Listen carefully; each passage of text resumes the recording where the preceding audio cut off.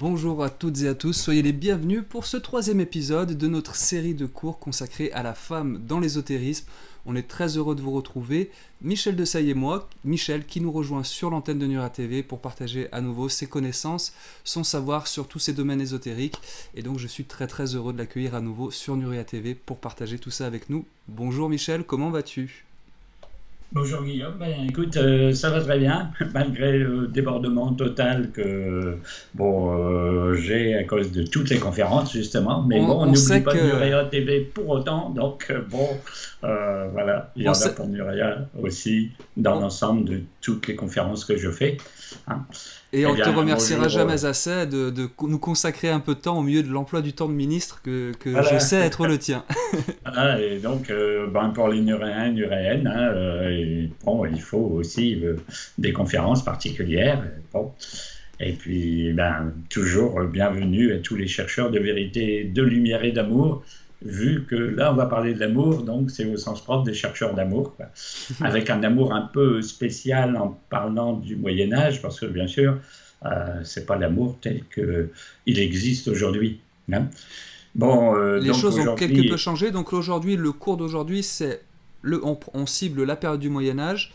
Oui. Ce que tu m'as annoncé donne déjà l'eau à la bouche. Sainteté, féerie et sorcellerie.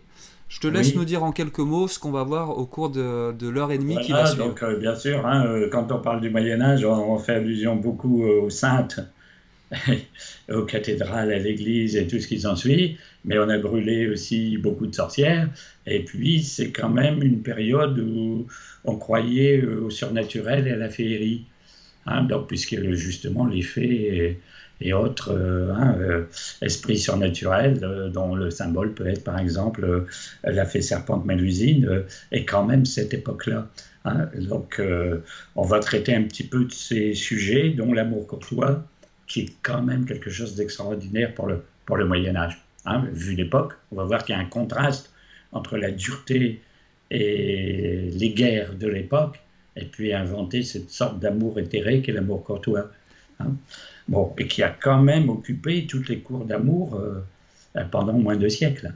Donc, et les cours des seigneurs. Donc, c'est une période un peu particulière qui mérite la conférence d'aujourd'hui.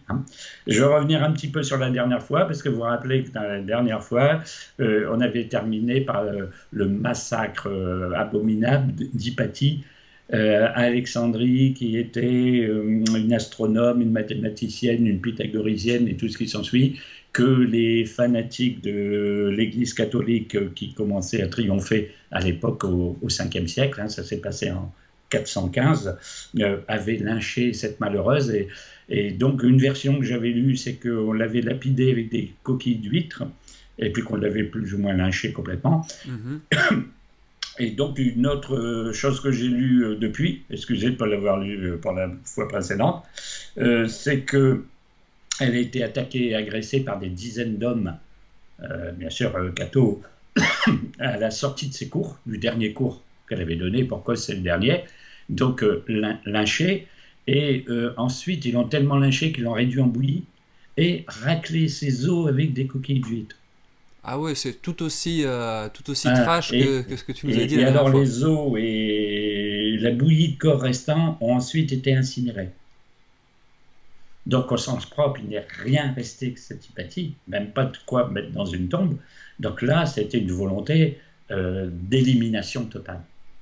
Donc comme s'il ne pouvait rien rester à la fois d'une personne, là c'est une femme, c'est une personne, mais d'un enseignement dit païen et de toutes les périodes païennes qui existaient avant le triomphe du christianisme sous l'empereur Théodose, comme j'ai raconté la dernière fois. Alors je ne reviens pas là-dessus, mais comment moi je suis né sur le Moyen-Âge, et que le Moyen-Âge commence au 5e siècle à la chute dans l'Empire romain, et avec cette histoire d'Hypatie, eh bien on a le ton que va donner l'Église à la période médiévale. Ça donne la couleur et l'ambiance qui va être la couleur, c'est pour ça que j'en parle. Donc après, il y aura pas vraiment de massacre de ce genre, mais on aura les bûchers pour tous les hérétiques et pour toutes les femmes qualifiées de sorcières, ce qui fera des milliers de bûchers, Bon, on est un petit peu dans le même ordre d'idée, de toujours purifier, de toujours sanctionner le coupable, de toujours sanctionner celui qui dévie par rapport à l'Église, mais au sens courant, celui qui n'est pas dans les bonnes mœurs que l'Église dit de pratiquer.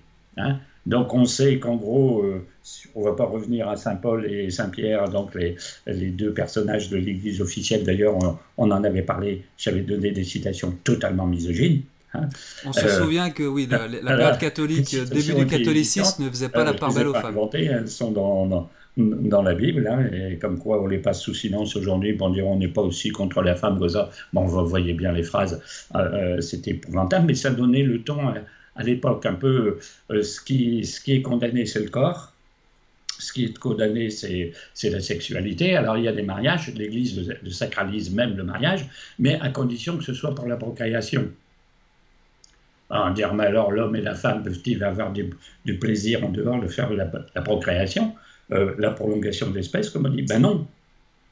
C'est-à-dire que l'amour, plaisir, l'amour, désir ne peut pas exister. Alors les maris justifiaient plus ou moins qu'ils avaient tel ou tel rapport pour dire c'est pour avoir des enfants. Parce que bon, j'ai déjà raconté aussi que vu la mortalité effrayante de ces époques-là, il fallait procréer beaucoup, beaucoup d'enfants. Donc on avait peut-être souvent des rapports physiques, mais en gros l'Église a toléré qu'ils soient pratiqués, mais dans un certain sens. Alors dès qu'il y avait une vision d'amour romantique, agréable, qui n'avait pas pour but la procréation, l'Église condamnait. Bon, hein, on en est là, donc tout le Moyen-Âge va se passer comme ça, avec des hauts et des bas. Hein. Il y a eu des périodes un peu meilleures, des périodes plus difficiles, ça dépendait des tas de choses. Alors pour parler de ce Moyen-Âge, en quelques phrases, bon, tout le monde connaît la période du Moyen-Âge, bon, c'était une période considérée comme très difficile, parce que la guerre, la peste, les épidémies, la famine, tout ça allait ensemble. En général, on avait les quatre en même temps. Bon. Et puis alors, c'est une période où vraiment les mal dirigeaient. Hein. Donc les historiens du Moyen-Âge ont même qualifié cette période le mal Moyen-Âge. C'est-à-dire mal avec un accent circonflexe sur le mal Moyen-Âge, c'est-à-dire que celui qui faisait la loi, c'était le guerrier. Hein, c'était le militaire, c'était le chevalier, c'était le roi. Et puis bon, on connaît tous la guerre de 100 ans, les attaques de Châteaufort, les choses. Et donc on se dit, dans cette, cette époque-là, quelle pouvait avoir quelle pouvait être la place de la femme. Alors, pas vraiment une bonne place, parce que la femme était moins que rien, elle n'avait pas grand-chose à décider, elle n'avait aucun pouvoir politique, bien entendu aucun pouvoir religieux. Ça va de soi, dans une église qui a monopolisé pour les hommes tous les postes de responsabilité. Et en gros, elle était victime de beaucoup de choses. Hein, c'est-à-dire, par exemple, les femmes étaient victimes de rapt. Quand un seigneur n'avait pas de femme, il en kidnappait une. Tout simplement. Il l'épousait plus ou moins de force. Alors, peut-être pas comme dans les dessins animés en l'entraînant par sa chevelure sur le sol jusqu'à l'église. Mais bon, il y avait ce phénomène. Et alors, dans l'autre sens, quand un seigneur voulait répudier sa femme, il l'a répudié comme ça, sur une simple décision. Il n'y avait pas, le divorce n'était pas officiel, il n'y avait pas de procédure de divorce. Et en général, les femmes, là, on ne les tuait pas, on les envoyait au couvent.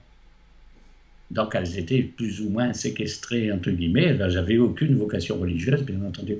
Et bien sûr, dans toutes les guerres, toutes les attaques, quand il y avait une prise de château fort ou de ville, bon, la plupart des jeunes filles étaient systématiquement violées, quoi.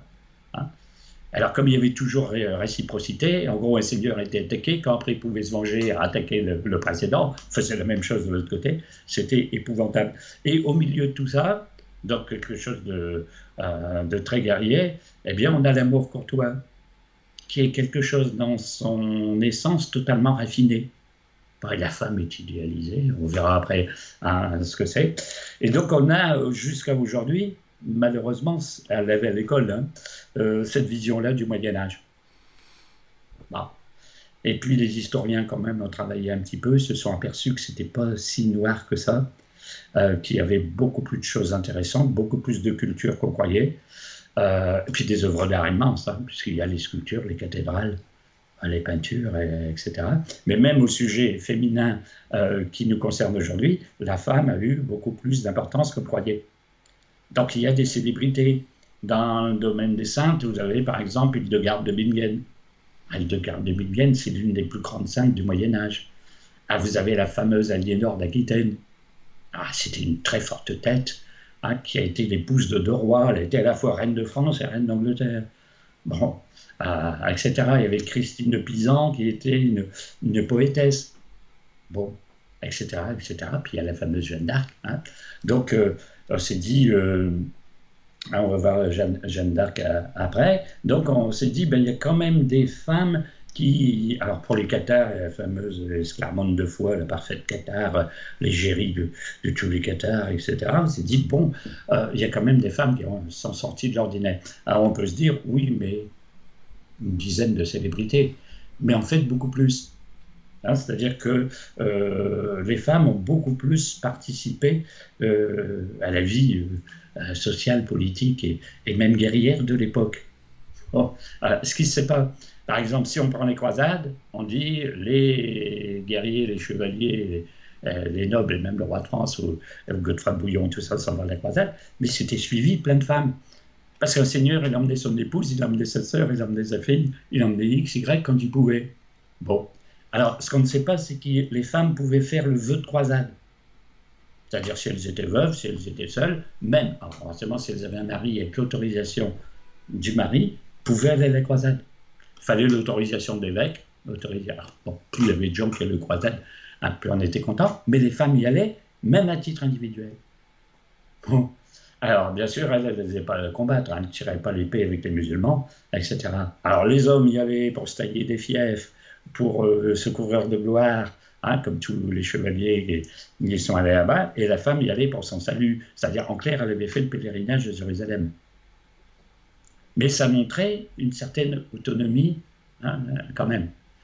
Et puis, bon, on s'est aperçu qu'il y a des femmes guerrières, par exemple, que certaines participaient à des tournois. Alors, on connaît très bien le tournoi de chevaliers, alors le tournoi de femmes, eh bien, elles faisaient des tournois de femmes aussi. Bon, alors beaucoup plus rare que les tournois masculins, passés sous silence dans l'histoire, bien entendu. Et donc, on a quand même des exemples de femmes qui ont fait beaucoup de choses, et même sur un plan politique ou militaire. Alors, par exemple, une dame qui s'appelle Marie de Champagne. Alors, Marie de Champagne, c'est purement et simplement la comtesse de la province de Champagne. C'est la fille d'Aliénor d'Aquitaine et du roi de France. Alors, quand son mari est parti à la croisade, c'est elle qui a administré le comté. Et comme il y a toujours des seigneurs qui profitaient d'attaquer le comté quand le seigneur était parti à la croisade, c'est elle qui a appelé les vassaux, parce qu'on est dans la féodalité, il y a les vassaux du plus grand seigneur, qui sont rappelés pour la bataille. Donc elle devait solliciter, à questionner, etc. Donc cette dame a mené un combat politique pour protéger le comté quand son mari était à la croisade. Bon, il est quand même parti 18 mois à la croisade, elle a administré le comté pendant ce temps-là. Il est revenu, il est mort quelque temps après, et comme son fils était trop jeune pour être le comte, c'est elle qui a exercé la régence. Et après, ce fils, quand il était majeur, il est parti à la croisade. Et lui, il n'a pas trouvé mieux que de mourir à la croisade.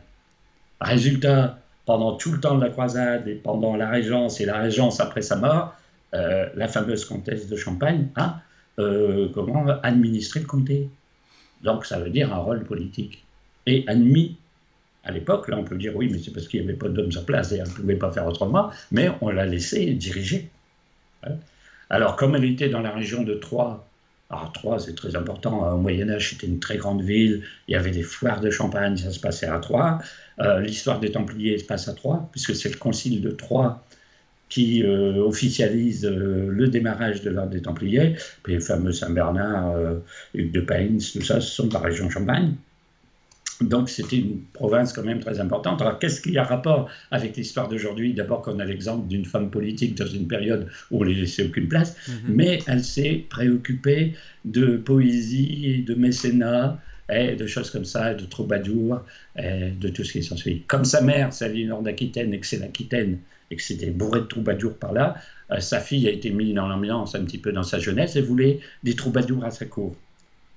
Et elle était passionnée par les romans de chevalerie.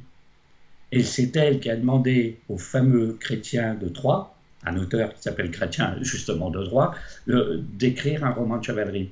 Et le roman de chevalerie, c'est Le Chevalier à la charrette, c'est le premier conte du Graal. C'est-à-dire Chevalier à la charrette, c'est Lancelot. Et donc, Chrétien de Troyes a écrit ce livre, mais sur demande de Marie de Champagne. Donc on peut se dire qu'elle a joué un rôle quand même très important. Alors forcément, les dénigreurs du sexe féminin diront c'est un exemple. Mais on a des dizaines d'exemples. Donc on a ce contexte. Bon, dans le sud, il y a une dame qui s'appelle Ermengarde de Narbonne. Et bien pareil, son mari est parti à la croisade. Après, à sa mort, elle lui a légué son duché. Elle l'a administré elle-même. Elle a même livré de bataille contre des personnes qui voulaient le prendre. Bon, mais après, elle avait un neveu. Quand le neveu est devenu majeur, il n'a pas trouvé ça normal du tout. Il a intrigué pour la renverser. Elle a été renversée. Il l'a mis en exil. Bon, il a pris le comté à sa place. Mais bon, elle était un petit peu comme ça. Et c'était une femme aussi qui avait une cour avec des troubadours. Les troubadours mettaient son personnage dans les chansons. Donc on chantait Ermengarde dans les refrains, dans les couplets. On composait des chansons pour elle. Bon, c'est pas Esclarmonde de Foix, la grande parfaite cathare, mais on a des personnages comme ça. Alors, on peut un petit dernier personnage, elle s'appelle, c'est encore plus extraordinaire, bien qu'elle soit beaucoup moins connue, s'appelle Marguerite de Béverlé. Alors Marguerite de Béverlé, elle est née à Jérusalem, parce que ses parents faisaient la croisade, donc elle est née là-bas. Ils sont revenus en France, puis après elle a voulu aller accompagner les chevaliers à la croisade. Et au moment où elle est arrivée à Jérusalem, Saladin a fait la prise de Jérusalem. Donc elle a essayé de combattre avec les moyens du bord. Bien sûr, Jérusalem a été prise, elle a été faite prisonnière, elle a été libérée sous caution. Elle est libérée sous caution, elle est allée vers Antioche pour revenir en France. Elle a été prise par des musulmans qui l'ont mis en vente. Et il y a un chrétien qui l'a rachetée. Voilà, elle est restée à Antioche, elle a voulu visiter je ne sais pas quel monastère dans le coin qu'elle voulait voir. Paf, elle est tombée dans une bataille entre chrétiens et musulmans, elle a été refaite prisonnière. Ah oui, c'est sans fin. Et puis elle a été encore revendue et revenue en France. Bon, alors on se dit là, on a un destin. Alors c'est une histoire vraie. Hein. Et dans les récits de sa vie, elle raconte la chose suivante. Pendant 15 jours du siège, les 15 jours du siège sur Jérusalem, je remplissais toutes les fonctions d'un soldat. Je portais un pectoral, c'est-à-dire une sorte de cuirasse en fer sur la poitrine. Je venais sur les remparts, un chaudron sur la tête en guise de casque. Il faisait très chaud, les combattants n'avaient pas de repas. J'apportais à boire aux soldats postés sur les murs et une grosse pierre, grosse comme une roue de moulin, tomba juste à côté de moi, se cassa en morceaux et un des morceaux me blessa.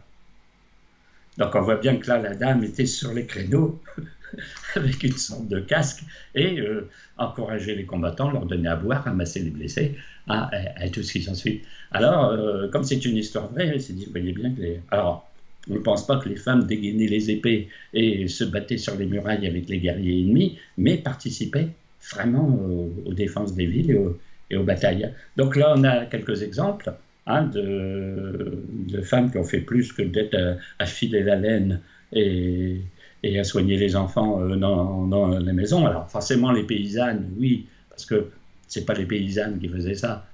C'est des dames d'un certain rang, soit de la bourgeoisie d'époque, soit les aristocrates. Hein. Bon, bien sûr.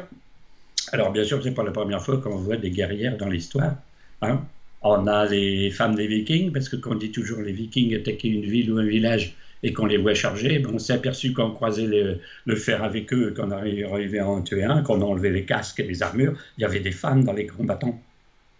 Alors bon, les guerriers du Nord, alors les Valkyries, tout le monde connaît les fameuses Valkyries des légendes germaniques, les filles d'Odin. Les filles d'Odin, c'est au sens propre, les déesses de la guerre. Hein. Alors je crois qu'on a une image ou deux là-dessus.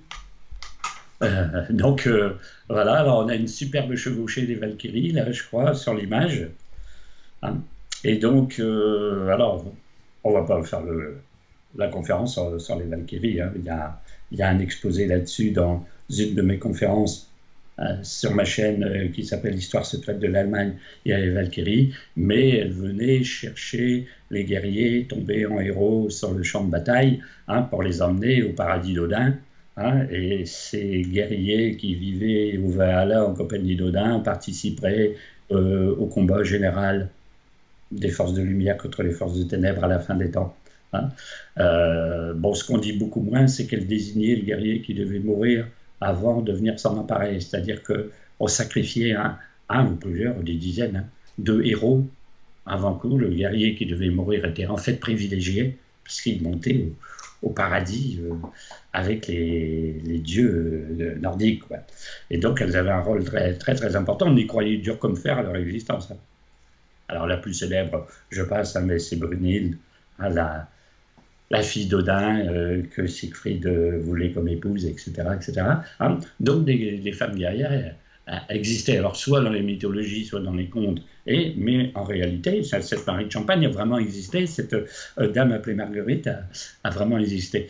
Et puis, on a la fameuse Jeanne d'Arc. Alors, bien entendu, Jeanne d'Arc est une guerrière au sens propre, aussi un personnage historique qui a réellement existé. Bien entendu, on l'a dans toutes les chroniques. Alors, bien sûr, sa sainteté, ses voix, la partie surnaturelle est plus ou moins à discuter, mais le personnage historique est réel. Elle a vraiment mené des armées au combat, sans peut-être se battre elle-même, comme je l'ai déjà raconté. Elle croisait peut-être pas l'épée non plus, mais avec son étendard, là, encourager les soldats à monter sur les murailles, quand ils se débandaient, les regrouper, à les renvoyer dans les premières lignes, etc. Elle chevauchait la tête des troupes. Alors, dans l'histoire plus ou moins légendaire, on raconte que c'est une petite bergère qui a entendu des voix et que les voix lui ont dit qu'il faut absolument aller délivrer la France, rencontrer le roi Chinon, etc. Et cette épopée a commencé de cette façon-là. Et bien sûr, ça a totalement surpris à l'époque. Parce qu'à l'époque, on s'est dit comment une petite bergère plus ou moins insignifiante, inconnue, a pu interpeller le roi Chinon, lui parler comme si c'était un camarade, parce qu'elle l'appelait gentil dauphin, il faut absolument aller vous faire sacrer à Reims. La cour n'en revenait pas du tout, et après avoir un rôle de sorte de commandante en chef, Alors, ça stupéfait tout le monde. Alors, bien sûr, les misogynes diront oui, mais c'est une exception, et en plus, elle a très mal fini, puisque elle a été brûlée, c'est terminé, donc forcément, on a trouvé ça tellement anormal qu'elle est passée pour une sorcière. Elle a été brûlée, donc sorcière, parce que pour jouer ce rôle-là, au début, on a cru que c'était un homme, donc on a dû vérifier quand elle était prisonnière que c'était vraiment une femme, ce qui n'est pas rien. Après, on a dit que pour me jouer un rôle pareil, ça ne devait pas être très sain son histoire, donc c'est le diable qui lui donnait un pouvoir, etc. Donc elle a été brûlée, en fait, pas comme commandante en chef des armées françaises, mais comme sorcière. On a déjà brûlé beaucoup de femmes avant elle et beaucoup de femmes après. Donc on a ce contexte-là. Donc on peut un peu réécrire l'histoire du Moyen-Âge, un petit peu. Voilà un peu le contexte. Alors, bien sûr, l'une des grandes choses de l'histoire ésotérique du Moyen-Âge, c'est la chevalerie. Donc tout le monde connaît la chevalerie. Alors, la chevalerie n'est pas synonyme spécialement de la noblesse, parce qu'il peut y avoir des comtes, des ducs, etc. Mais on peut être chevalier en étant, j'allais dire, un homme qui n'a pas de titre.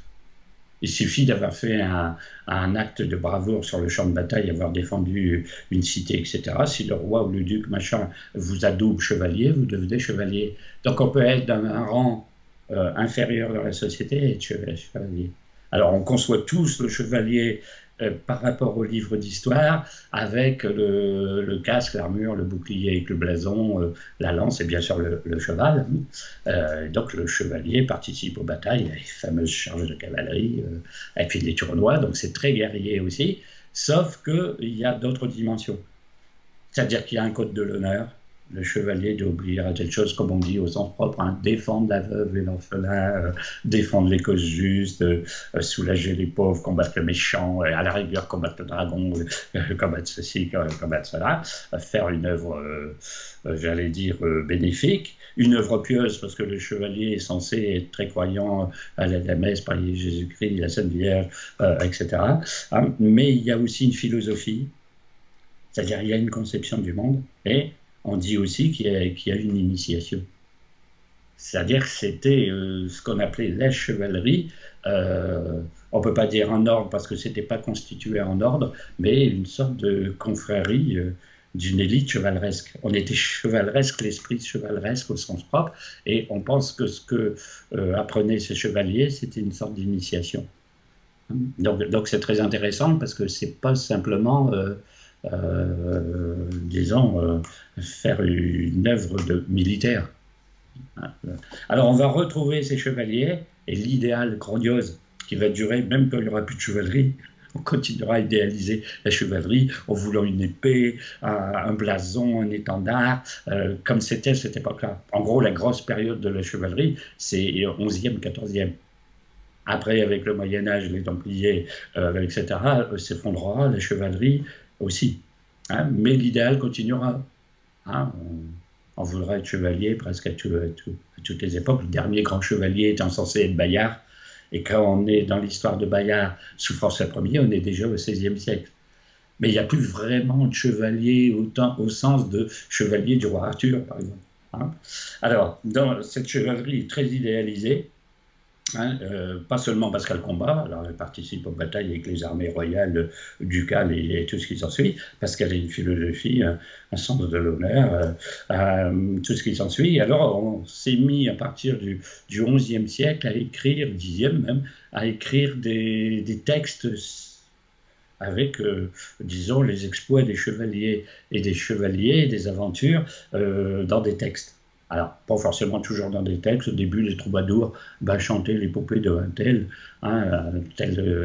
guerrier très important. Après, on a vraiment écrit. Alors, il y en a plusieurs sortes. Il y a ce qu'on appelle la chanson de geste. Donc, la chanson de geste, c'est le récit d'une épopée guerrière. Alors, un exemple typique, c'est la chanson de Roland. Là, c'est Roland à Roncevaux, le preux qui combat jusqu'au dernier avec ses guerriers. Charlemagne revient trop tard, ils sont exterminés, c'est des héros comme on n'en fait plus, etc. Alors, particularité de ces épopées, il y a très peu de femmes dedans. Et quand il y en a une, j'allais dire, elle est là pour le décor. Dans la chanson de Roland, il y a une superbe dame qui s'appelle Aude, mais Aude, à part d'être une splendeur, fait rien. Bon, les chevaliers l'aiment bien, mais elle fait rien, elle ne dirige rien. Il n'y a pas encore d'amour courtois à cette époque-là, on ne vénère pas cette dame. Bon, c'est pareil dans ce qu'on appelle la chanson des croisades. Chanson des croisades, ça raconte la première croisade avec l'épopée de Godefroy de Bouillon. Bon, il y a très peu de femmes dans le texte. Hein, donc en gros, c'est une épopée guerrière. Alors que si vous prenez une grande épopée antique comme l'Odyssée, c'est bourré de femmes.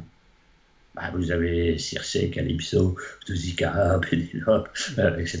Là, on peut écrire un roman de chevalerie presque sans femmes. Bon. Alors, par contre, après, quand on va passer à l'amour courtois et au conte du Graal, alors là, c'est plein de femmes. Mais elles ont un rôle très, très important. Hein.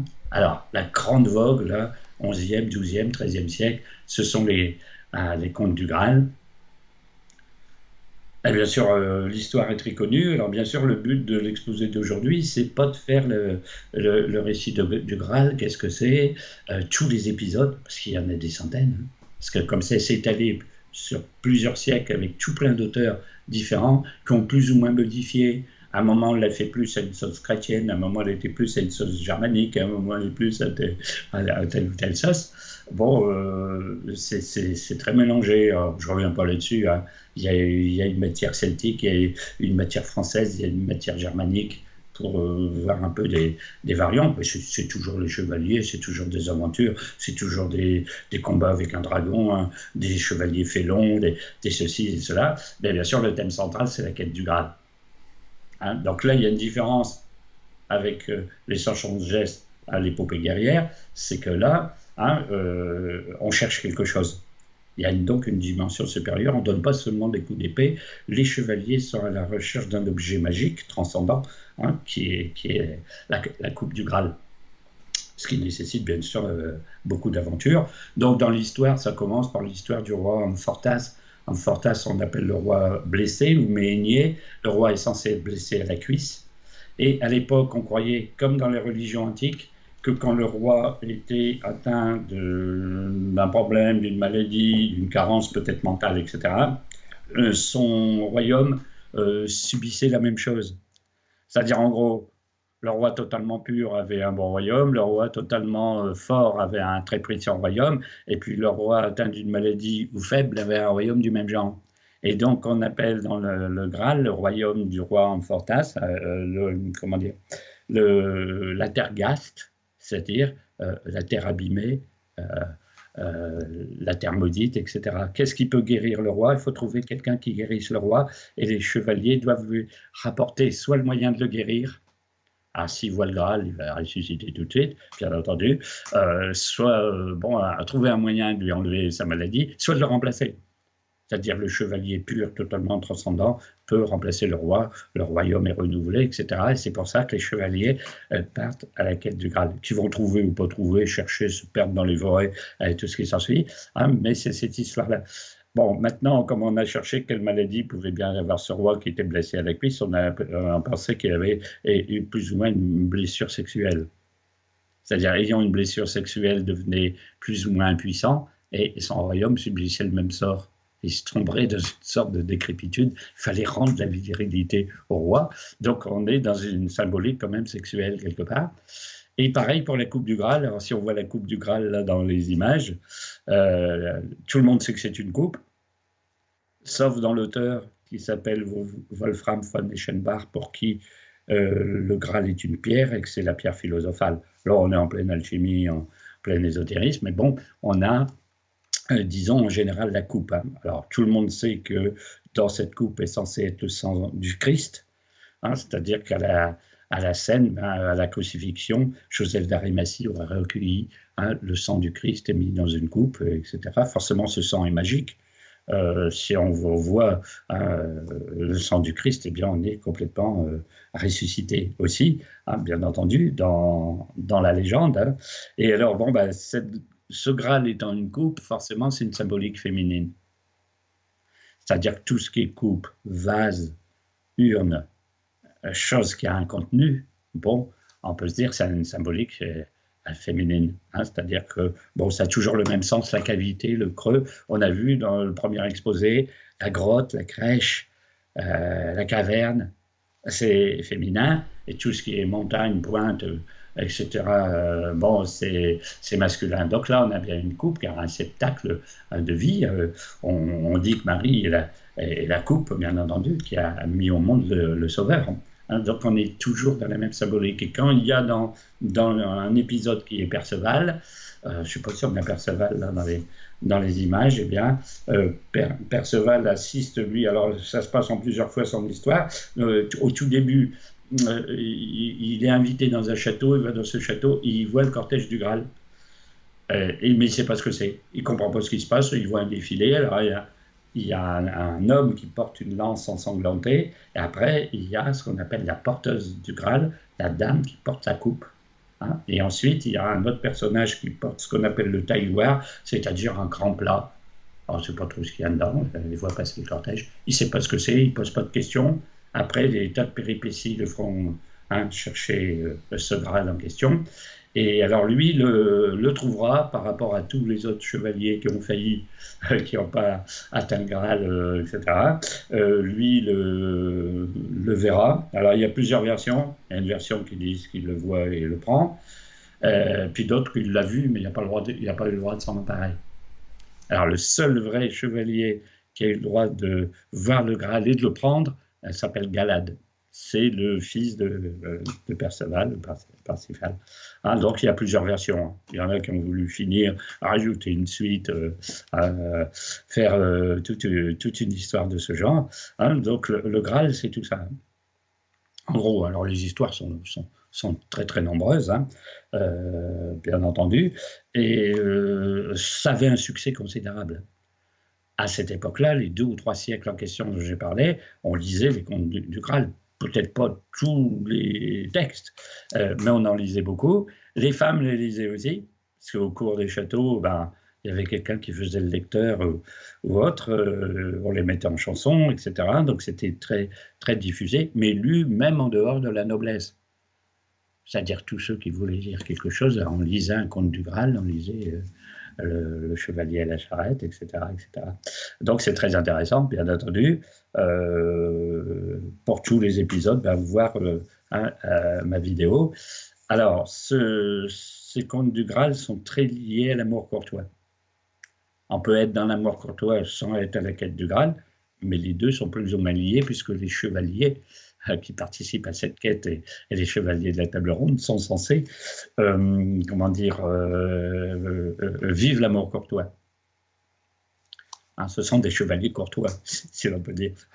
Alors, forcément, si on parle de l'amour courtois, on est dans une très drôle de conception qui fait beaucoup de discussions jusqu'à aujourd'hui. Hein, puisqu'en gros, il s'agit dans la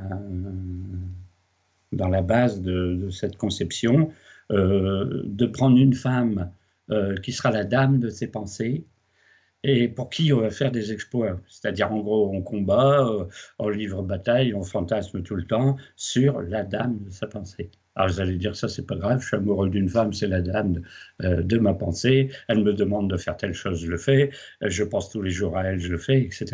Mais alors là, c'est très curieux, parce que la dame doit être mariée. Alors, ça devient spécial. Ça commence très drôlement, parce que déjà on choisit comme, je ne peux pas dire idole, ce ne serait pas le mot qui convient, mais comme dame de la pensée, pour revenir à ça, quelqu'un de pris. Avec qui, bien entendu, on ne va pas pouvoir avoir de rapport vu les mœurs de l'époque, mais faire l'amour courtois avec elle. Bon. Et c'est très important parce qu'on peut très bien avoir cet idéal-là avec quelqu'un qui n'est pas du tout de son rang. C'est-à-dire si on aime la duchesse du duché en question, si on aime même la femme du roi, eh ben, c'est pas grave qu'on soit pas de la famille royale. Bon, on peut, je dirais presque un homme de la rue ou un simple chevalier pourrait dire « je chante l'amour courtois d'être la femme ». C'est-à-dire que la dame courtisée, en fait, n'est peut-être pas forcément au courant de l'idolâtrie que lui porte le chevalier. Alors en général, elle l'est, parce que ça fait partie des conventions justement dans la chevalerie et dans les cours de dire ben, un tel c'est votre chevalier. Alors le gars, il fait les tournois avec son foulard, ses couleurs, ses machins, il lui offre la victoire et tout ce qui s'ensuit. Mais on s'est demandé quelquefois si les femmes existaient réellement. D'accord. C'est-à-dire si la belle Dulcinée, si on peut employer ce mot-là, parce que Dulcinée, c'est Don Quichotte, c'est beaucoup plus tard, mais toujours la femme de ses pensées, c'était une femme vraiment existante. On est dans une démarche très fantasmée.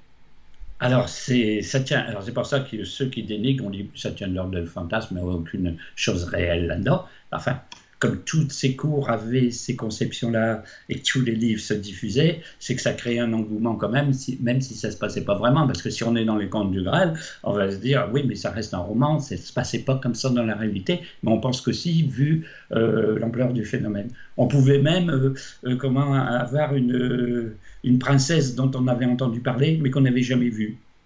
Donc on appelle ça le mythe de la princesse lointaine. Je fantasme sur XY, voilà son nom, bon, peu importe le nom de la personne, mais moi je ne l'ai jamais rencontrée. Mais j'espère la rencontrer un jour, parce que tous les jours j'écris une chanson. Bon, alors, l'histoire de Geoffrey Rudel, qui était un troubadour, était dans cette situation-là. Il aimait une Mélisande de Tripoli, qui était comtesse à Tripoli, là au Moyen-Orient, pendant les croisades. Un chevalier qui était là-bas, et dit « j'ai rencontré une femme de splendeur inouïe », et puis il avait dessiné son visage, et ce fameux Geoffrey Rudel était tombé éperdument amoureux fou de cette Mélisande. Et donc, il a voulu la voir, il a pris le bateau, il a fait tout le traversée, il a failli être naufragé 3 ou 4 fois, il a renvoyé triple boyau, etc. Il est vraiment arrivé à Tripoli, il a demandé à la voir, la fille s'en occupait pas, il y avait un type qui sonnait à la porte là, du château, etc. Et puis soudain, elle est apparue, a voulu voir ce chevalier qui insistait pour le voir, et à la vision de cette dame, il est mort. Bon. Alors, ça fait très romantique, ça fait très sérieux, comment dire, ça fait très idéal. Hein. Alors, justement, les gens qui ont discuté de toute cette littérature, disons d'abord c'est de la littérature, il n'y avait pas l'ombre d'une réalisation dans le monde concret de tout ça. En plus, ça tient de l'ordre du fantasme. Ces chevaliers, toujours à la guerre, ils fantasmaient sur des bonnes femmes, mais ça faisait partie des mœurs. Hein, au point qu'il y avait un code du chevalier courtois qui devait respecter. Alors, on ne sait pas pourquoi on aurait écrit un code du chevalier courtois en 31 articles. C'était pas pour être mis en pratique. En général, les chevaliers devaient essayer de mettre ce code courtois en pratique. Alors, ils prenaient une femme fictive, c'est-à-dire une femme avec qui, théoriquement, il n'aurait pas de possibilité d'avoir rapport physique, mais pour avoir un support à la pensée, à tout un tas d'élaborations, etc. Pour certains, on dit que c'est une sorte d'ascétisme. Comme en gros on avait une excitation par rapport à une femme peut-être réellement physiquement existante, je ne sais pas, la duchesse ou la Marie de Champagne dont je parlais tout à l'heure, mais on ne pouvait pas avoir le rapport avec elle vu qu'elle était déjà, vu le poids de l'église de l'époque, en ménage et inaccessible socialement, le rapport ne pouvait pas se faire. Donc ça reste une sorte de chose, j'allais dire dans l'esprit, mais c'est déjà pas rien qu'on a ça dans l'esprit. Alors le modèle typique de ça, si on revient au Chevalier d'Altaburon de la quête du Graal, c'est l'histoire de Guenièvre et Lancelot. Guenièvre est bien sûr l'épouse du roi Arthur, mais son chevalier courtois, c'est Lancelot, le plus grand, le meilleur de tous les chevaliers. Lancelot du Lac, élevé par une dame encore du Graal, la dame du Lac, qui l'avait recueilli, élevé à la fois militairement et amoureusement, bon, etc. Alors on dit, est-ce que le roi Arthur le savait? Bon, il y a de grandes chances que oui. Est-ce qu'il laissait faire? Ben oui, pour jouer le jeu de la courtoisie. Hein. Alors, ces dames qui sont des êtres sublimés pour les chevaliers, peuvent être très exigeantes. C'est-à-dire, elles exigent tout de leur soupirant, entre guillemets. Hein. On soupire, on chante les louanges de la dame, mais, on n'a pas le droit de consommer l'amour ou la personne. Hein. Et la dame impose des épreuves. Bon, bien sûr, il faut que le chevalier gagne le tournoi, il faut que le chevalier tue, une bête sauvage, il faut que le chevalier gagne une bataille, et toujours revenir avec des trophées, etc. Et quelquefois, ça va très loin, puisque dans la fameuse histoire de Lancelot, surnommé le chevalier à la charrette, c'est qu'une fois, Guenièvre lui demande de faire un trajet dans une charrette. Alors, en quoi c'est très très important pour l'époque, c'est parce qu'il n'y a rien de plus humiliant pour quelqu'un de très élevé de monter dans une charrette. Un chevalier va à cheval, le paysan va dans une charrette. Et c'est dans les charrettes qu'on transporte les morts. C'est à l'époque, il n'y a pas de corbillard, pas de voiture, pas de ceci. Donc, en gros, qu'est-ce qu'un chevalier brillant, le plus brillant de la cour, ferait dans une charrette? Alors, imaginez le cas de conscience de Lancelot, c'est de dire, si je monte dans la charrette, je suis le plus humilié des chevaliers. Les autres vont rire, mais rire jusqu'à plus soif. Et si je ne le fais pas, je suis dans l'échec de la courtoisie par rapport à Guenièvre. Alors là, le truc mental, il est absolument indément, c'est de dire, alors qu'est-ce que je peux faire? On a le dilemme, on a le cas de conscience, on a l'épreuve, on a la souffrance, on a ceci. Dans l'histoire, il cède, il va vraiment dans la charrette, le chevalier de la charrette. On en est là, donc on a tout ça. Je crois qu'il y a une image, on voit Lancelot et Guenièvre. Oui, il y a plusieurs images que je fais défiler. Qui passent. Tout à fait. Ouais. Hein, puisqu'on voit un moment, on disait ce que Arthur le savait, on le voit au centre d'une image, on voit les dames de la cour d'un côté, et on voit Lancelot et Guenièvre qui se comptent, je ne sais pas quoi, quelque part. Donc on n'est pas vraiment dans cette situation de Lancelot, du roi Arthur et de Guenièvre, on n'est pas vraiment dans une forme d'adultère, on est dans un amour courtois qui est accepté à l'époque par les maris. Attention, c'est plus compliqué que ça. Parce que si c'était comme ça, je dirais ça ne vaudrait pas le coup d'en parler. C'est que normalement, donc, on doit avoir une image de femme sublimée, réelle ou pas réelle. Mais bon, ça fait justement travailler l'esprit, le cœur, faire des prouesses, etc. Forcément, il n'y a pas d'adultère possible vu le contexte de l'époque, mais presque tous les chevaliers le commettent. Bon. Alors, même Lancelot a commis l'adultère, du coup, il ne verra pas le Graal. La punition, c'est qu'on n'aura pas le droit au Graal. Alors, les seuls qui voient le Graal sont ceux qui n'ont pas failli. Alors, il y a plusieurs histoires qui vont dans ce sens-là. Puisqu'il y a un code, il faudrait respecter le code. En gros, c'est bon et vous êtes dans le droit fil de la philosophie de la chose si vous n'avez pas le rapport physique comme le commun des mortels. Si vous faillissez, la dame redevient une adultère classique et vous aussi. Donc il y a plusieurs histoires qui traitent de ça. Par exemple, il y a un épisode qui s'appelle Le Val sans retour. Un chevalier part du Graal, puis il ne revient pas. Alors le roi Arthur envoie un deuxième chevalier pour le rechercher, il ne revient pas. Puis on en envoie 3, 4, 5, puis tout s'y passe. Arthur est complètement catastrophé, tous les chevaliers ont été détruits, qu'est-ce qui se passe? Et puis il n'en reste plus qu'un, il reste Lancelot. Lancelot va dans l'endroit qui s'appelle le Val sans retour, justement parce qu'il rentre dans un val puis il revient jamais. Et puis là, qui est-ce qui préside cette région? C'est la fameuse fée Morgane. Alors, la fameuse fée Morgane parle avec Lancelot, puis elle lui dit ils sont tous là parce qu'ils ont tous failli à la courtoisie, ils ont tous eu un rapport avec la dame de leur pensée. Et alors, Lancelot plaide leur cause, maintenant qu'ils ont été prisonniers pour les libérer, donc elle les libère. Non. Grâce à lui, qui a obtenu leur libération. Et on dit, mais lui, il est adultère aussi. Eh ben non. Alors pourquoi lui, il n'est pas adultère? Parce que lui, il n'a pas trompé la dame de sa pensée. En gros, les autres ont une dame de la pensée, ils ont eu peut-être rapport avec elle, mais ils ont rapport avec d'autres dames. Par exemple, le fameux Gauvin, lui, c'est un chevalier de la table ronde aussi, trouve absolument normal d'avoir une relation avec toutes les demoiselles qu'il peut rencontrer. C'est l'homme des demoiselles, on l'appelle comme ça. Si lui, il en rencontre 10, il y a 10 rapports. Alors lui, on dit, mais alors là, d'un point de vue adultère, alors non pas qu'il ait plein de femmes, mais on peut dire que vous avez trompé avec des femmes, en réel, la dame de votre pensée. Et alors pourquoi Lancelot est gracié? Parce que lui, il n'a pas de femme. Et n'a aucune autre relation que Guenièvre. Donc c'est le chevalier modèle de l'amour courtois, mais qui a failli quand même parce qu'il a eu le rapport physique. Et d'ailleurs, Arthur veut comment tuer Guenièvre, il la menace du bûcher à un moment. Après, il y en a d'autres qui menacent de tuer Lancelot, il se bat à l'épée pour la protéger, c'est un truc absolument incroyable. Donc c'est beaucoup plus subtil. Alors bien sûr, c'est interprété à plusieurs niveaux. Parce que comme c'est interprété aussi à un niveau symbolique, on se dit que le Val qui a fait les chevaliers prisonniers, c'est qu'ils sont prisonniers de leur mental, c'est qu'ils n'arrivent pas à dépasser un certain stade de conscience, donc il faut quelque chose pour faire éclater la structure. Donc c'est lu à plusieurs niveaux. Mais là, au niveau... Parce que ça se lit aussi comme ça. Il y a toute l'approche symbolique, il y a toute l'approche symbolique autour du récit du Graal et de la quête, de la quête initiatique. Justement comme des récits initiatiques. Donc il y a un premier degré, c'est les trucs d'aventure de chevalerie. Après il y a les mœurs de l'époque et puis le contexte historique. Et puis après il y a la dimension ésotérique. Alors la dimension ésotérique c'est trop compliqué à raconter aujourd'hui parce que tout peut être vu à un troisième niveau. Bien sûr. Parce qu'il y a des symboles. Il y a les dragons, il y a la forêt, il y a le chevalier rouge, le chevalier vert, le château perdu dans les brumes, la sorcière machine. Donc forcément, la fameuse fée Viviane, celle de l'histoire de Merlin.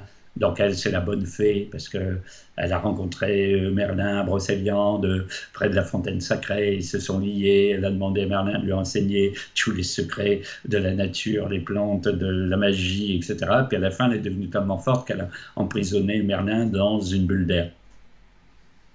Et donc il a été prisonnier aussi de cette Viviane, mais censé être la bonne fée quand même, mais Morgane, une terreur, quoi. Elle savait, elle, faire les breuvages et les plantes aussi, mais pour faire des poisons, pour mettre les chevaliers en étant endormis, endormir des rivales, etc. Quand un chevalier ne lui cédait pas, eh bien, elle le mettait en état de catalepsie ou elle essayait de l'empoisonner. Donc c'est la demi-sœur du roi Arthur en plus, alors vous voyez toute l'histoire. Donc c'est très, très, très, très multiple comme histoire et comme interprétation. Je vais vous lire quelques-unes des règles de l'amour donc du fameux code. Il y en a 31, je ne vais pas lire 31, mais ça donnera une idée quand même de ce qu'il y avait dans ce fameux code.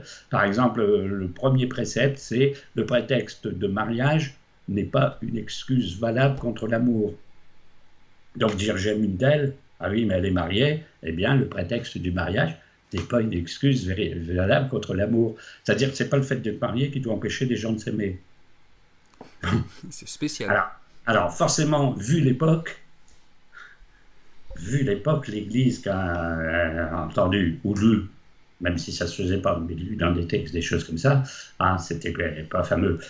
Alors ensuite, rien ne défend à une femme d'être aimée de 2 hommes, ni à un homme d'être aimé de 2 femmes. Bon, là, on permet la situation double Jean-Marie, mais j'ai le droit d'avoir le chevalier courtois, ou l'inverse, parce que là, on vous dit bien qu'il y a égalité, parce qu'il y a l'inverse aussi. Alors, qu'est-ce qu'il y a encore? L'amant ne peut se rassasier des plaisirs de son amante.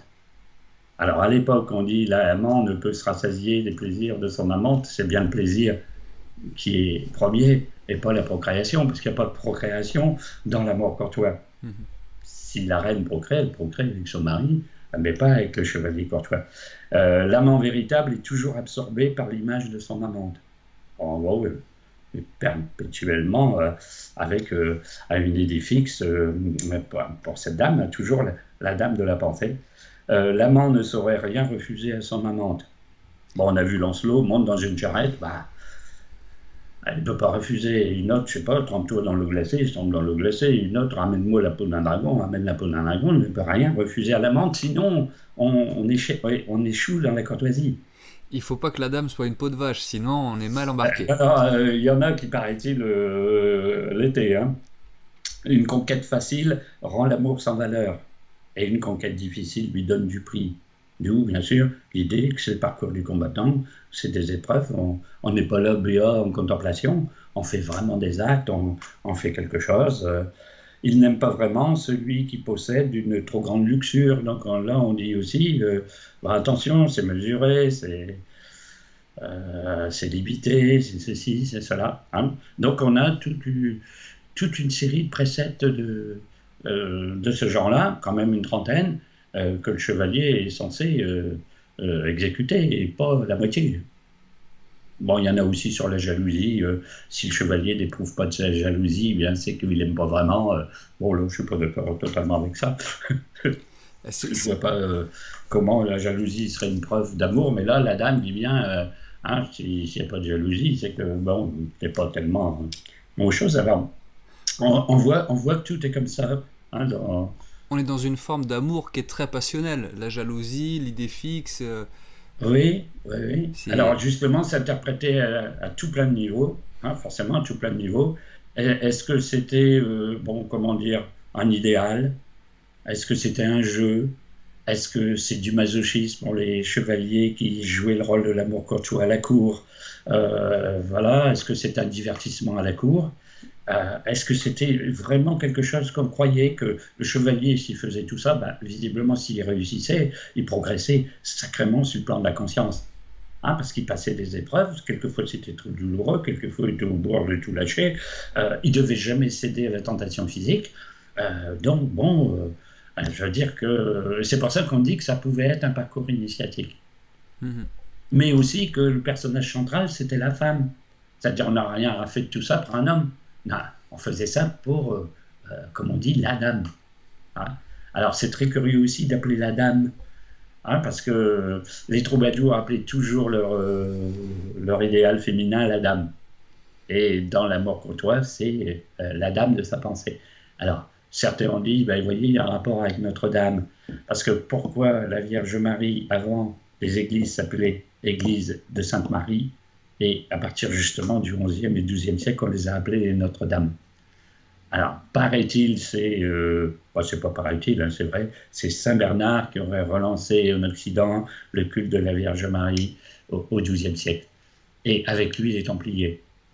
puisque Saint Bernard a écrit la règle des Templiers, l'origine des Templiers, il connaissait bien, là, Hugues de Payns, André de Montbard, c'est quelqu'un de sa famille d'ailleurs, pour lancer l'ordre des Templiers. On ne revient pas là-dessus non plus, mais il y a un rapport avec les Notre-Dame. C'est-à-dire que les fameuses cathédrales Notre-Dame auraient été à l'initiative des Templiers. Donc eux vénéraient Notre-Dame, même si ce n'est pas les églises de Notre-Dame de Paris qu'on connaît, mais on avait toujours une vénération pour Notre-Dame et Marie-Madeleine. Alors là aussi, on s'est posé des questions. On s'est dit, mais comment des moines soldats, du terrible guerrier au Moyen-Orient, et puis après, même quand ils sont revenus en Occident, pouvaient avoir comme référence religieuse, non pas Jésus-Christ, dans les commanderies, il n'a jamais trouvé aucun crucifix, et vénérer Notre-Dame. Alors on se dit, c'était des soldats, ils vivaient à la guerre, ils risquaient la mort tous les jours, il fallait qu'ils aient quelque part une pensée pour les femmes. Bon. On retrouve ce concept pas d'idolâtrie, mais l'absolu, on se le représente à travers un personnage féminin. Voilà. Alors, d'autres disent aussi, oui, mais là, le yin et le yang, le fameux yin et le yang dont je parlais dans le premier exposé, c'est de dire, si on est totalement yang, tellement on est guerrier, visiblement, il y a un manque. La partie yin a quasiment disparu, donc finalement, si elle sort par la porte, elle rentre par la fenêtre, on va retrouver la polarité féminine fatalement quelque part. Et donc ça s'expliquerait comme ça. Et alors le Moyen-Âge a beaucoup fait ça. La preuve, c'est qu'on a remis beaucoup le culte de la Vierge Marie, même pour le christianisme, dans la mesure où elle était quand même le personnage principal du côté féminin dans la religion. Et nul ne va au ciel sans passer par la médiation de Notre-Dame. Donc on s'est dit que quand même, il y avait un intérêt particulier pour ce personnage qui a, comme je l'ai dit la dernière fois, une dizaine de lignes dans la Bible. Donc on a rétabli un petit peu la polarité. On va dire, il manque dans le christianisme quand même la polarité féminine. Alors voyons, on essaie de reconstituer l'androgyne. Donc là, ça va beaucoup plus loin. On s'aperçoit qu'il y a une polarité faible, on la remonte. Ou le cosmique, ou l'absolu rétablit les équilibres.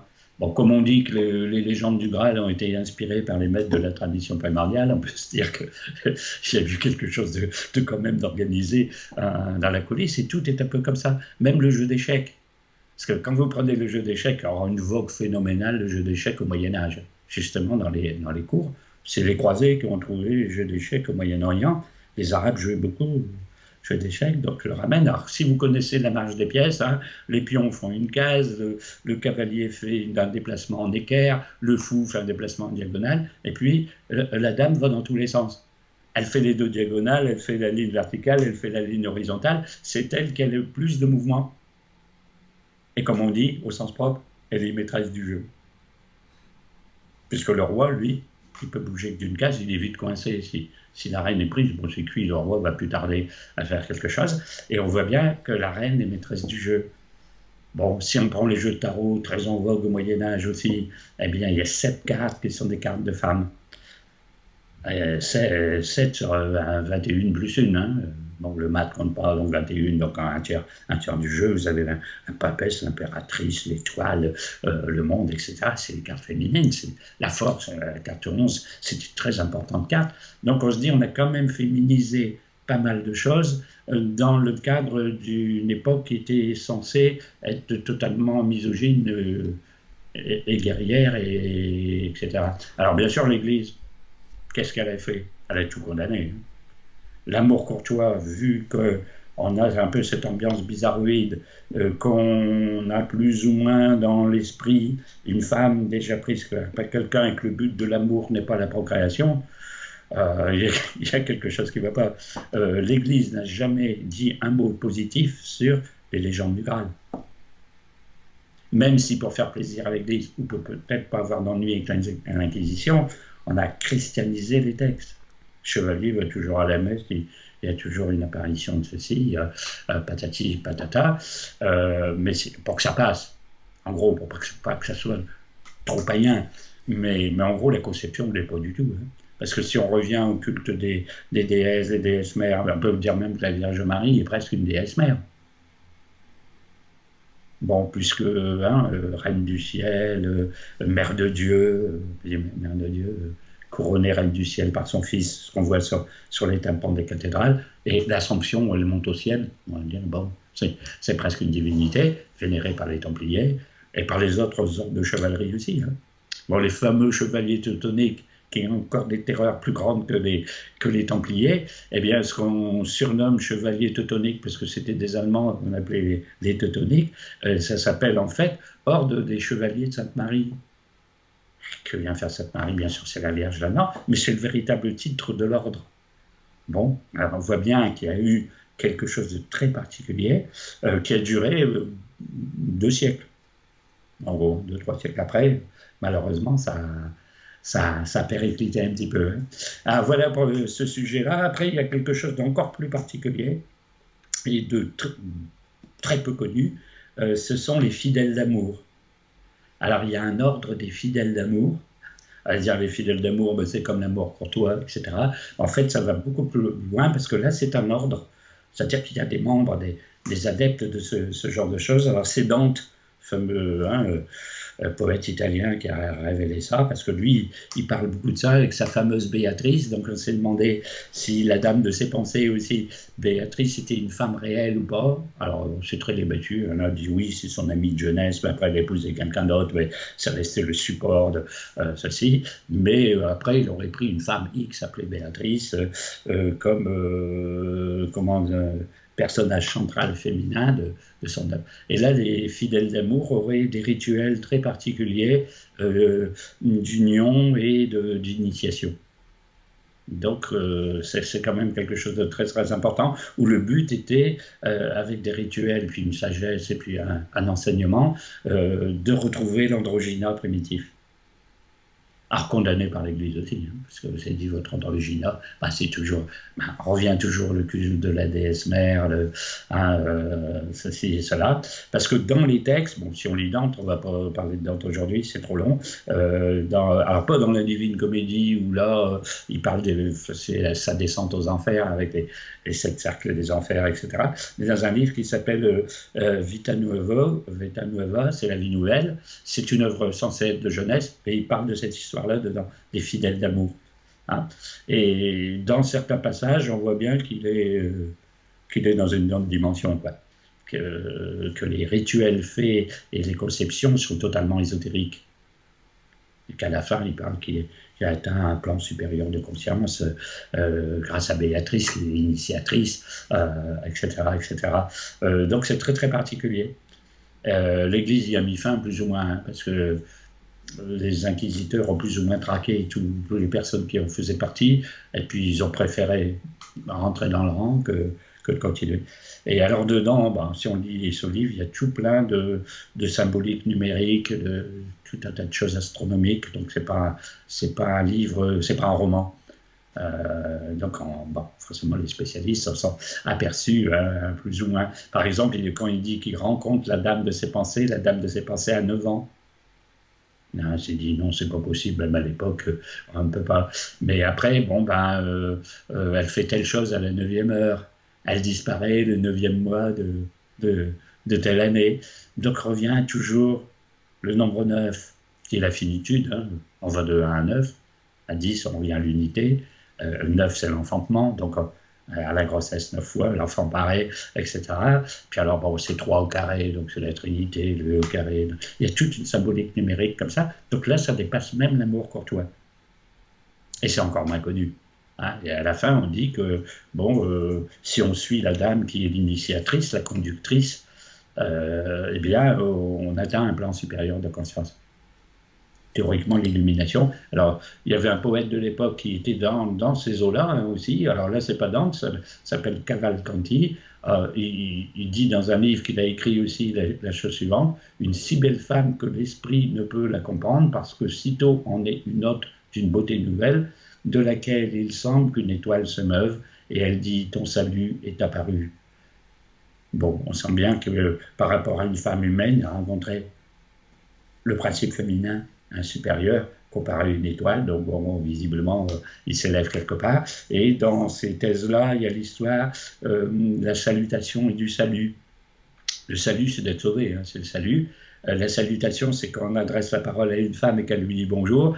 Si elle fait un salut, permet l'engagement dans l'initiation. Et on va de la salutation au salut. À la fin, on a le salut parce qu'on a changé de plan. Et donc, on a une histoire de genre. Ah ouais, C'est très, très curieux. c'est une sacrée Voilà. lecture de Dante que tu nous proposes et qui amène à se poser plein de questions. C'est passionnant. Ah bah oui, oui. Alors, voilà un petit peu les choses, hein. Alors, bien sûr, voilà, on a vu un peu les principaux thèmes de l'époque, hein, c'est-à-dire bon, le Graal, la quête du Graal, l'amour courtois et la cour des fidèles d'amour, un petit peu particulier, beaucoup moins connu, hein. Si Dante n'en avait pas parlé, on ne sait pas du tout si cette chose serait connue, puis on ne lit pas tellement Dante, il faut le dire. C'est pas ce qui est le plus lu. Alors voilà, donc aussi, bon, forcément, une caractéristique du Moyen-Âge, c'était la croyance surnaturelle. On croyait bien à Jésus-Christ, à la Vierge Marie, aux anges, aux saints, et à tout ce qui s'ensuit. Mais on croyait aussi aux fées, aux déesses des eaux, comment dire, aux dragons, hein, parce que tout le Moyen-Âge, c'est tout plein de dragons dans tous les coins, etc., etc., aux phénomènes surnaturels, des miracles de toutes sortes. Donc on nageait dans une pleine féerie. Non pas comme nous aujourd'hui, quand on écrit un roman dit comment, fantastique, là, mais vraiment en réel, quoi. Alors les histoires sont très intéressantes, bien entendu, qui mêlent toujours des fées, des sorcières, la magie, la sorcellerie, toujours la bonne fée et puis la sorcière, dans tous les contes médiévaux et même plus tard, hein, dans toutes les histoires qu'on connaît, qu'on raconte aux enfants. On connaît tous Cendrillon, on connaît tous La Belle au bois dormant et d'autres. Il y a toujours une sorcière qui a voulu empoisonner la princesse, qui est plongée dans un sommeil artificiel, qui est ceci. Bon, on ne refait pas ça. Donc il y a une histoire qui a aussi été d'une célébrité inouïe tout le Moyen-Âge. En plus de ces contes du Graal, c'est la fameuse histoire de Tristan et Isolde. C'est quasiment un chef-d'œuvre, hein, d'un point de vue littérature, hein. Alors, Tristan et Isolde, ça a commencé avec une histoire X qui a été transformée après par un autre personnage. Au début, c'est un écrivain qui s'appelle Béroul le Normand qui a écrit une version de Tristan et Isolde. C'est en gros une version celtique. Et après, on a voulu intégrer Tristan dans les contes du Graal en faisant un chevalier de la table ronde. Donc on l'a un peu arrangé dans d'autres textes, et puis après on l'a encore mis dans d'autres histoires. Ah bon, l'histoire est un tiroir encore. Alors bon, là, je vais la raconter brièvement, parce qu'il faut la raconter quand même un petit peu, parce que je suppose que tout le monde ne la connaît pas. J'ai eu l'occasion, moi, personnellement, de la lire, mais il y a déjà de nombreuses années, donc je te laisse nous rafraîchir notre mémoire et nous dresser les grandes lignes de ce récit. Ouais, voilà. Donc, en gros, une dame qui s'appelle Blanchefleur a mis au monde un garçon qu'elle va appeler Tristan, et elle meurt dans l'accouchement. Donc Tristan est recueilli dans une famille et devient un très très très brillant chevalier, hein. Et puis bon, il est élevé à la cour, je crois, de quelqu'un de sa famille, ça doit être son oncle, alors le fameux roi Marc, hein. Et à un moment, bon comment dire, au cours d'une aventure, il combat un personnage particulier qui s'appelle le Morolt. Et le Morolt, c'est un géant qui ravage une région et qui exige du roi Marc, je crois, tous les 5 ans, 300 jeunes hommes et 300 jeunes filles. Donc il doit faire des choses pas tellement catholiques. Donc on envoie ce Tristan tuer ce personnage et le tue. Sauf qu'au cours de cette bataille, il est très grièvement blessé. Tristan est très grièvement blessé. Et il est soigné, comme par hasard, par la reine d'Irlande et sa fille. Et donc il guérit de cette blessure terrible, et puis il revient, bien entendu, Cornouailles, corps du roi Marc. Alors là, il se passe une histoire étrange. Il y a une hirondelle qui rentre par la fenêtre de la salle où est le roi et qui tourne autour de lui. Et à la fin, le roi s'aperçoit qu'il y a un fil sur son vêtement qui tire, et c'est un très long et très fin cheveu blond d'or. Alors il se demande ce que c'est, parce que c'est pas une poussière, c'est pas un brin d'herbe, c'est vraiment un cheveu. Et le fameux Tristan qui est là, qui est promis à remplacer le roi tellement il est le meilleur chevalier, alors que normalement il n'est pas l'héritier direct, reconnaît les cheveux d'Iseult qu'il a soignés. Alors il dit, mais c'est Iseult, la fille de la reine d'Irlande, et le roi Marc la veut comme épouse. Et qu'est-ce qu'il fait? Il demande à Tristan d'aller la chercher. Et lui, il va en Irlande la chercher. Bon, alors, il la ramène. Il la ramène et le mariage a lieu. Bon, sauf que la reine d'Irlande a donné à sa servante, je ne sais plus trop comment elle s'appelle, pardonnez-moi, un filtre d'amour pour que le roi Marc soit éperdument amoureux toute une vie de Iseult. Donc elle a un filtre magique, un filtre d'amour, des boissons pour le voyage, ils prennent le bateau, ils reviennent, à un moment, Tristan et Iseult qui ramènent dans le bateau à soif, et donc là, elle demande à la servante de lui verser quelque chose, elle ouvre une bouteille, elle verse et donne la potion magique, le filtre d'amour à Tristan et Iseult, qui deviennent éperdument fous sur le champ. Alors, quand ils arrivent à la cour du roi Marc, c'est très embêtant, parce que le roi Marc attend pour les noces. Mais là, on ne se débine pas, Iseult respecte le serment, l'engagement, que la reine d'Irlande la voit épouser le roi Marc, et le mariage a lieu. Sauf que le filtre continue à faire son effet pour les deux autres. Donc ils essaient de se voir, il y a des ragots à la cour, le fameux Tristan finit par être exilé, puis revient sous une forme déguisée, puis les relations continuent, et puis le roi ne peut pas supporter ça parce qu'il s'en aperçoit quand même, expulse Tristan, mais la fille elle se sauve, elle va le rejoindre, ils vivent un moment dans une forêt, etc. etc.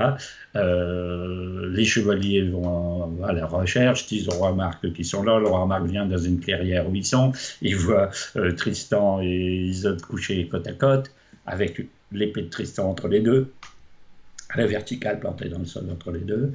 Et le roi Marc profite qu'ils sont endormis pour enlever l'épée, mettre la sienne à la place, etc. C'est diversement interprété, parce qu'on dit pourquoi il n'a pas profité pour trancher la tête de son rival, etc. Il a fait que changer l'épée, comme quoi il donne un signe qui les a vus, mais qui les laisse vivre, en étant persuadé que justement c'est quelque chose d'amour courtois.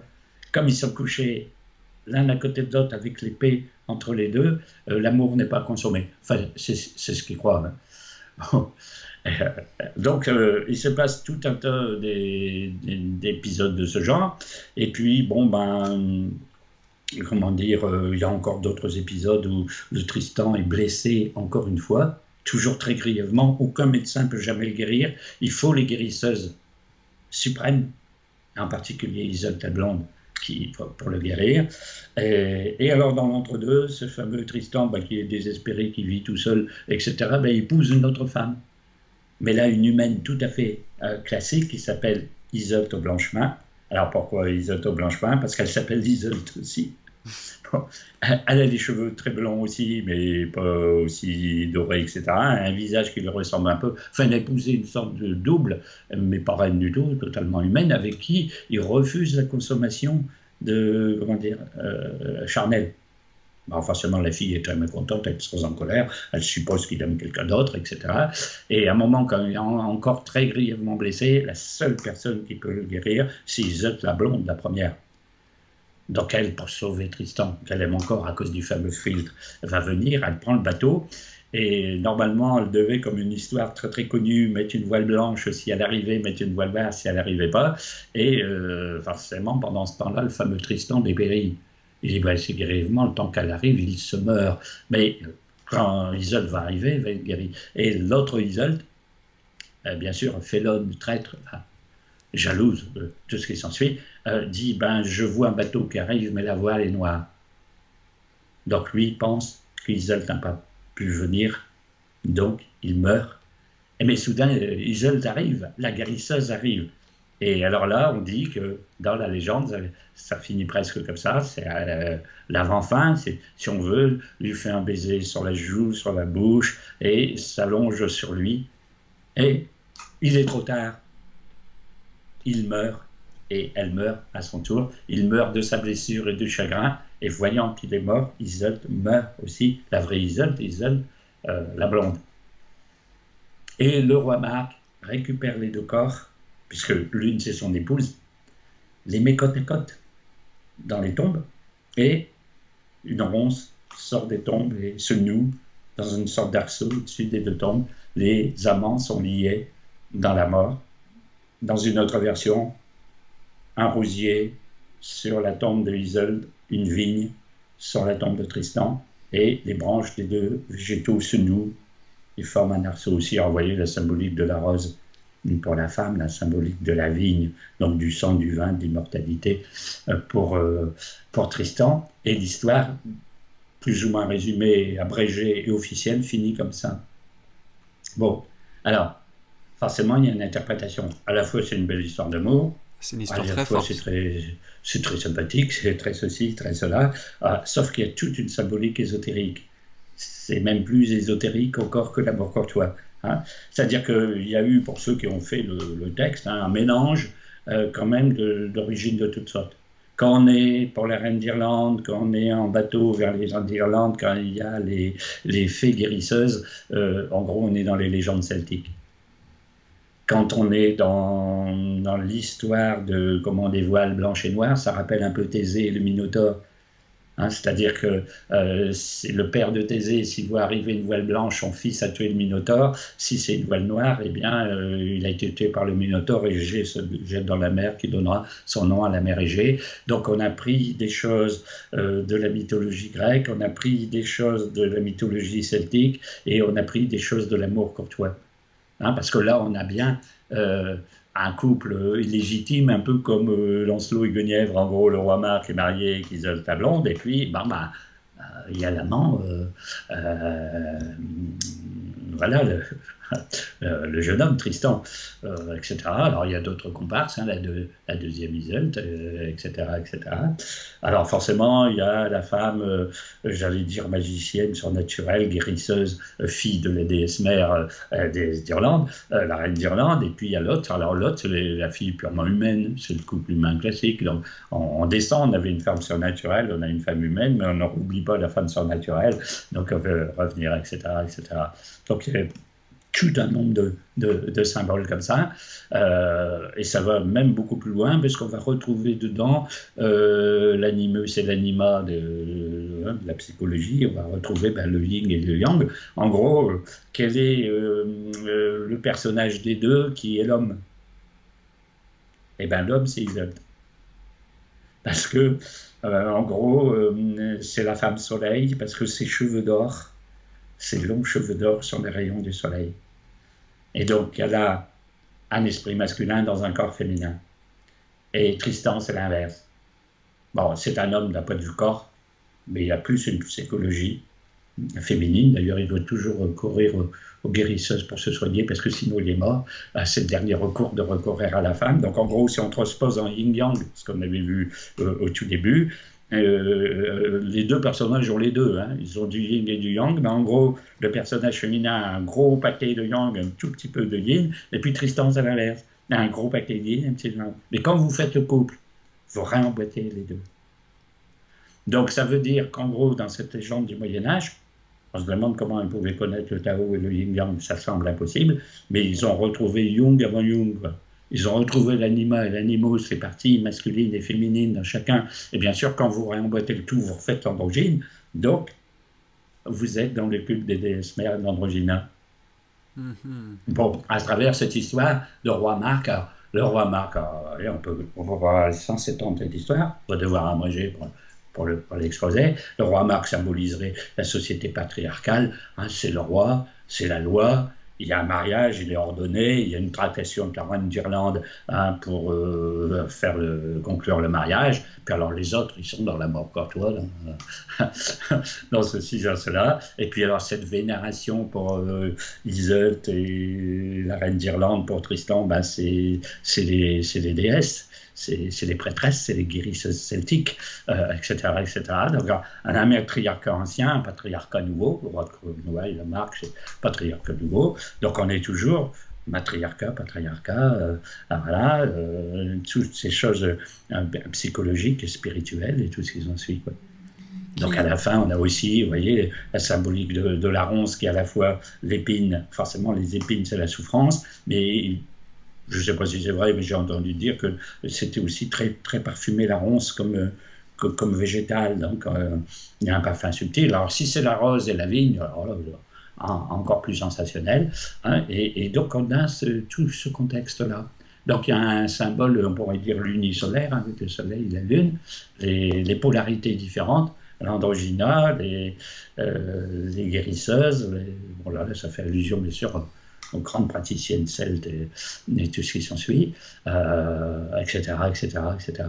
Bon, on peut tout expliquer comme ça. Pourquoi le roi Marc, qui découvre les deux corps côte à côte, leur fait grâce? Bon, parce qu'il accepte les règles de l'amour courtois. Sinon, tranche la tête de Tristan, etc., etc., etc. Alors après le Graal, dont on soupçonnait toute la portée symbolique et ésotérique, j'imaginais pas qu'il y avait aussi toute cette symbolique, oui, voire oui. même encore plus dans l'histoire de Tristan et Iseult. Donc. Ah oui, oui, oui. Alors justement, hein, alors tout y passe, hein, parce que c'est relativement long l'histoire. Hein.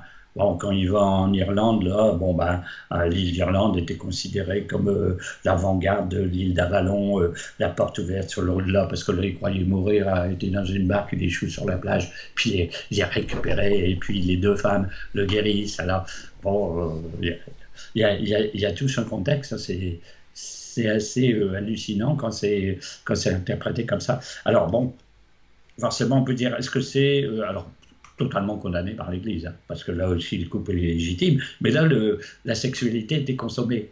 C'est-à-dire, Tristan et Iseult ont vraiment eu des rapports physiques. Donc là, l'amour courtois, il a été dépassé aussi. Si c'est de l'amour courtois, on dit, ben là, vous n'avez pas respecté la courtoisie, parce que, bon, ben... là, les rapports ont vraiment eu lieu. En plus, il y a une autre épouse. Il y a tout un contexte global très, très particulier. On n'est pas dans la quête du Graal non plus, parce que là, il n'y a pas de quête du Graal dans Tristan. Il ne conquiert pas de Graal. Mais après, on le mettra comme chevalier de la table ronde. On lui trouvera des aventures pour qu'il soit dans la quête du Graal. Alors, en fait, c'est une histoire à part qu'on a essayé de recroiser avec d'autres. Voilà un exemple de légende médiévale particulièrement extraordinaire. Vu très en détail, parce qu'encore une fois, on est pris par le temps, c'est extraordinaire. Et la dernière histoire, c'est l'histoire de Mélusine, la fameuse fée serpente, qui a des modèles très anciens. Hein. On pense que les sirènes sont des ancêtres de Mélusine, et puis Mélusine a elle-même une ancêtre indienne, hein, une dame serpente du même genre, hein. Voilà, qui avait aussi épousé un humain, un mortel, qu'elle ne devait jamais voir nu pendant ses rapports, sinon la relation entre un être surnaturel et un être humain physique cessait. Et puis bien sûr, tout le monde ne voit jamais très bien des deux côtés, hein, qu'un humain épouse un être surnaturel, que du côté surnaturel, on épouse un humain. Donc ceux du côté surnaturel ont trouvé que c'était pas normal, il fallait mettre fin à ça. Et comme elle ne devait pas jamais voir son mari nu, et que bien sûr c'était la nuit, eh ben, ils sont arrivés toute une bande et ils ont fait un immense éclairage en pleine nuit.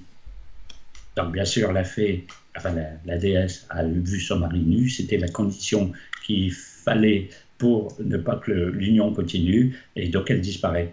Donc on a une ancêtre de Mélusine qui a des siècles et des siècles, des milliers d'années de plus. Hein. Alors c'est repris aussi avec cette fée Mélusine. Alors quand vous êtes dans l'histoire de fée Mélusine, forcément, ce qu'on appelle la fée serpente, parce qu'elle a une queue de serpent à partir du nombril, hein, le bas est un serpent, ça rappelle quand même un peu les sirènes.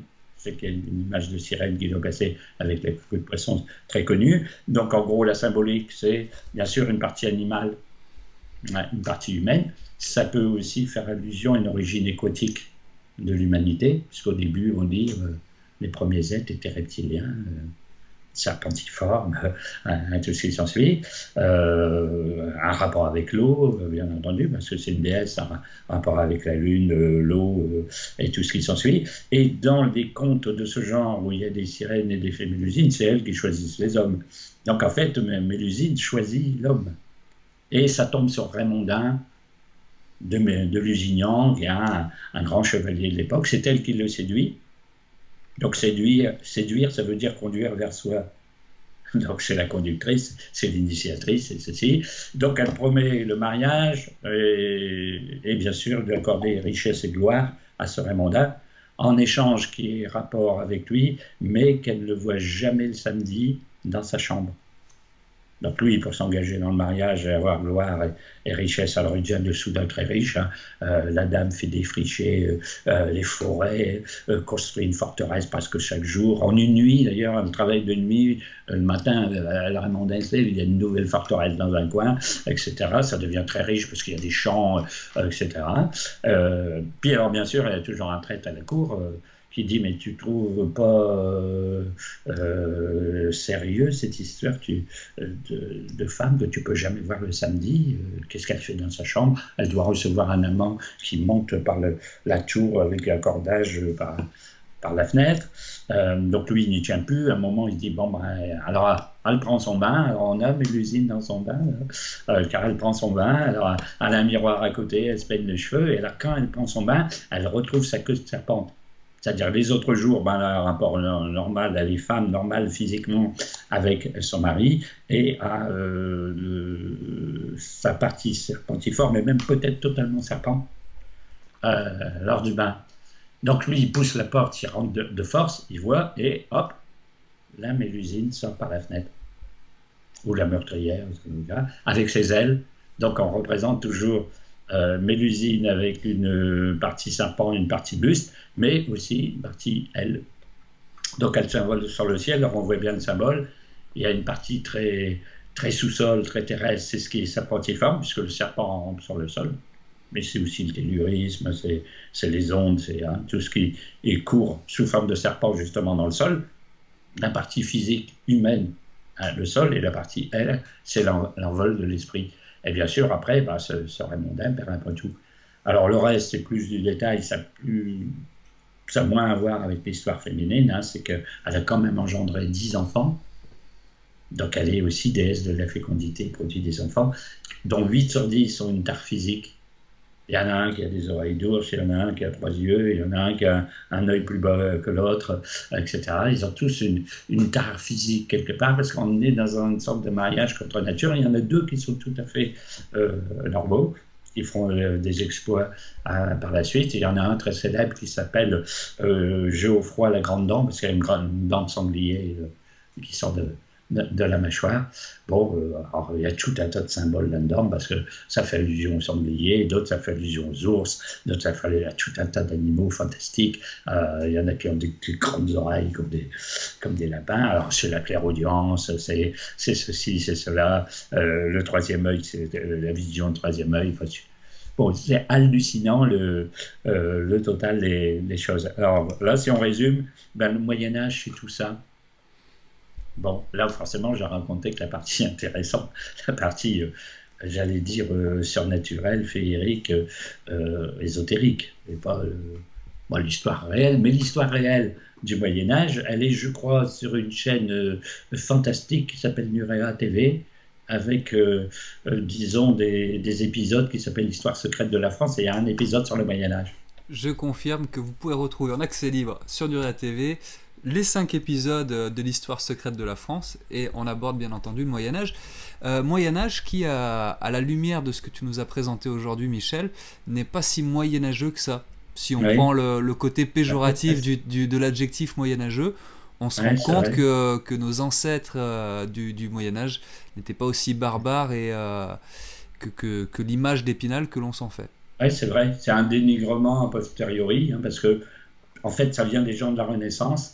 Les gens de la Renaissance ont idéalisé l'Antiquité, et la période qui était entre l'Antiquité et eux était censée être une période de ténèbres, des fléaux, des noirceurs et des superstitions invraisemblables qu'ont l'esprit brillant de la Renaissance, le nouvel esprit dit scientifique, ne supportait plus ces croyances. Et donc, alors comme ça faisait la transition entre 2 âges, l'ont appelé Moyen-Âge, c'est-à-dire âge intermédiaire.